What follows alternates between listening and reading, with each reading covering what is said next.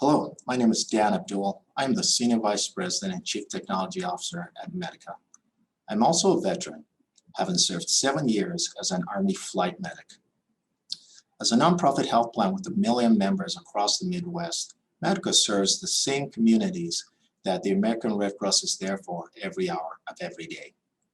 As a veteran, I am personally grateful for the work the Red Cross does to help members of the military, veterans, and their families cope with the challenges of military service.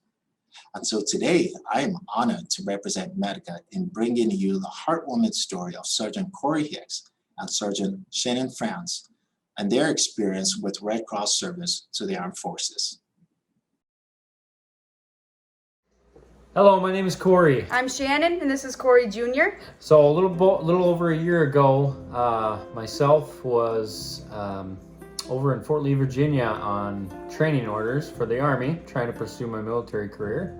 And at the time, we thought we were safe. We were 5 weeks, 35 weeks, right? Yes. Yeah.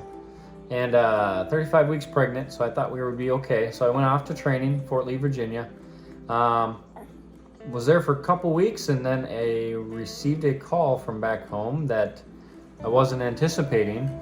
And it was a call saying that, hey, my water broke 5 weeks early. So I had to figure out a way to get home. Didn't really know how I was going to do it, but I do recall hearing about the Red Cross.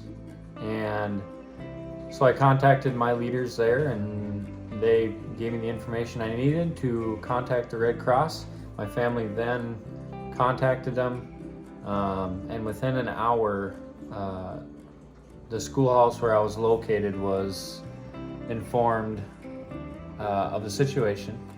And from there, I was told I may not be able to go home because we're not married yet. So at that point, I kind of just gave up and thought, okay, well, I guess this is our only option. We got a video, we can video chat the whole birth, and that's kind of what we anticipated was going to happen. Well, at that point, my commander was the only one authorized to send me home due to orders. So he said, yep, you need to go home. So at that point in time, I was told I need to pack all my stuff. I have an hour to get to the airport. Upon getting to the airport, there was only one plane going back to Minneapolis, and I was on the last seat. It was pretty incredible. So I got on the plane and was flying back to Minnesota, not knowing what was happening. Little Junior could have been born by now. I just don't know.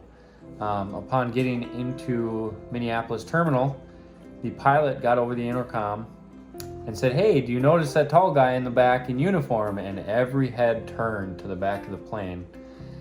And it was just overwhelming, the amount of emotions I felt that day from all the support I received, not only from the Red Cross, but my family and all those people on the plane that cheered me on as the pilot said, please remain seated as the soldier can get off the plane first so he can make it to the hospital. That moment in time was just so precious to me because it was, my firstborn, and I was really looking forward to enjoying and experiencing childbirth for the first time. And